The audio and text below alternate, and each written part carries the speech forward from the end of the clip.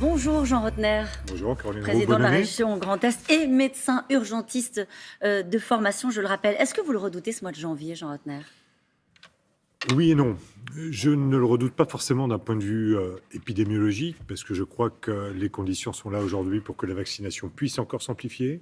Je le redoute peut-être plus d'un point de vue économique dans l'organisation du pays. Et je crois que ça, c'est important. Et le gouvernement, je l'ai entendu, Jean Castex réunit des ministres aujourd'hui. Ce n'est pas pour rien, c'est pour qu'il y ait une Votre réaction inquiétude, elle nationale. porte sur l'organisation Ouais. du pays et elle porte dès ce matin pour 12 millions d'élèves sur l'organisation de la vie scolaire, puisque le gouvernement s'est fixé une priorité, laisser les établissements ouverts coûte que coûte, en multipliant les tests. Voilà la stratégie. Est-ce que c'est une prise de risque que vous approuvez? C'est une forme de prise de risque, oui, mais je crois que si on ne veut pas paralyser le pays avec et du télétravail et des parents qui soient obligés de rester à la maison pour garder des enfants, effectivement, cette ouverture scolaire peut être nécessaire, mais elle doit être extrêmement contrôlée, fiable et suivie. Alors c'est Et c'est compliqué, là, ça va être compliqué pour les parents, vous l'avez entendu. ça va être compliqué pour les parents, ça va être compliqué pour les enseignants, ça va Ouais. être compliqué là aussi pour les laboratoires, pour les médecins qui vont devoir suivre ces enfants de manière relativement régulière. Parmi les annonces, la baisse de la durée d'isolement des malades pour éviter, vous l'avez dit, la paralysie de la société, c'est devenu ça l'urgence. Éviter la Vous désorganisation savez, un du exemple pays. très concret chez moi. Là, Ouais. ce matin, dans un département, celui de la Moselle, j'ai 177 chauffeurs de bus en moins. Ça désorganise Comment complètement vous faites? le ramassage scolaire. On a fait, depuis Noël, nous avons prévu un plan de transport adapté qui permet effectivement de prioriser nos chauffeurs sur le transport scolaire et de réduire le transport interurbain. Même chose à la SNCF ou sur l'ensemble de ma région, j'ai un plan de transport adapté avec une suppression de trains pour que le trafic puisse quand même être maintenu. Ça veut dire que aux vous heures de avez pointe. anticipé sur les On a conditions, anticipé le depuis- pic de contamination de la mi-janvier? Depuis une quinzaine de jours, on travaille là-dessus avec la SNCF, avec nos transporteurs routiers, parce qu'on sait que ce pic va arriver là maintenant et va être renforcé encore d'ici la mi-janvier. Qu'est-ce que vous craignez? C'est quoi le scénario catastrophe quand on est président de région à la veille, encore une fois, enfin en plein cœur d'une épidémie, puisqu'on a parlé de raz-de-marée sur Omicron, avec un pic, dit Arnaud Fontanet, plutôt à la mi-janvier. Qu'est-ce que vous craignez le plus dans l'organisation? Quand on est président de région, on essaie d'anticiper, comme quand on Ouais. est au gouvernement, et c'est ce que nous faisons. Nous le faisons avec les entreprises, nous le faisons avec les transporteurs, nous le faisons justement pour que la vie quotidienne des Français dont nous avons la responsabilité eh bien, puisse être le perturbée le moins possible. Elle le sera de toute façon? Elle le sera. Je le pense pensez? franchement qu'elle le sera.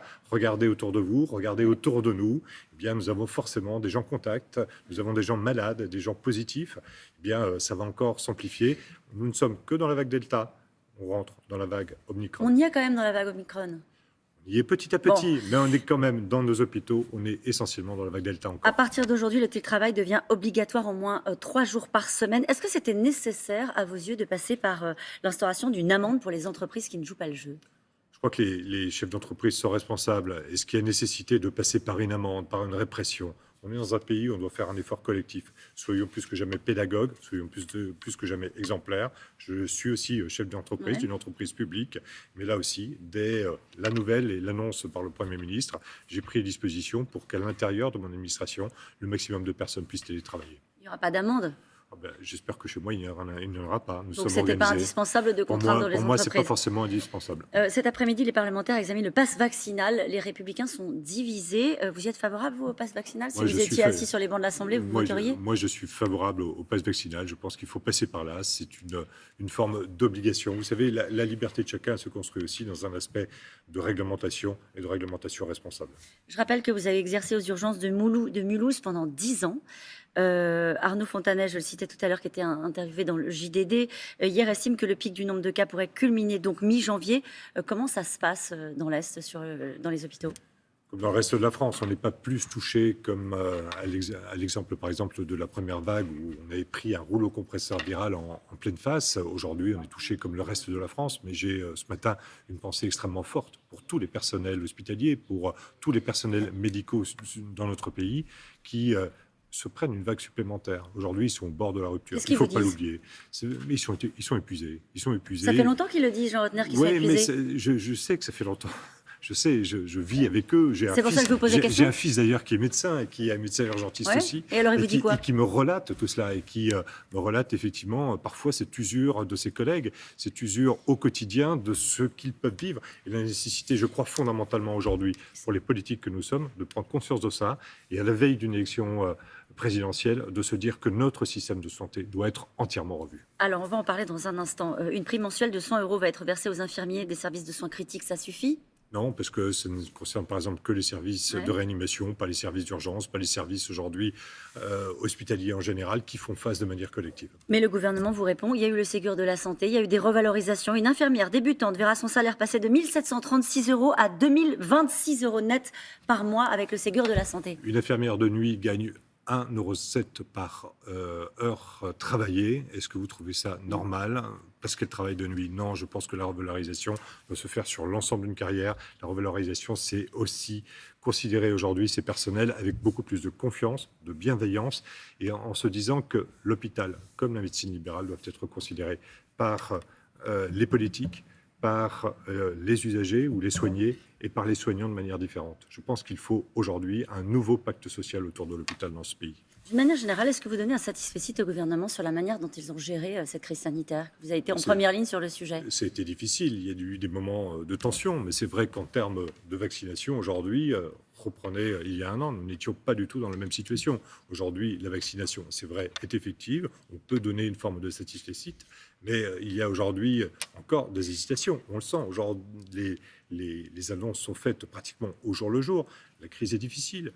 Il faut s'adapter, il faut rester extrêmement humble et toujours faire appel à la science et pas forcément aux sensitifs. Vous parliez à l'instant des services publics, de la nécessité de revaloriser les salaires dans le secteur de la santé. Dans ce contexte, votre candidate Valérie Pécresse propose Pas que les salaires, c'est tout le système qui doit être revu, c'est le fonctionnement de notre système de santé qui doit être revu. Valérie Pécresse propose de supprimer 150 000 postes de fonctionnaires. Est-ce que vous l'invitez à revenir sur cette proposition? Est-ce que dans ce contexte, ça ne paraît pas un peu à côté de ce qu'attendent les Français? Mais ce qu'attendent les Français, c'est peut-être, et ce qu'on peut attendre aussi des Français, c'est un effort dans la consommation du bien de santé, dans la consommation du service de santé.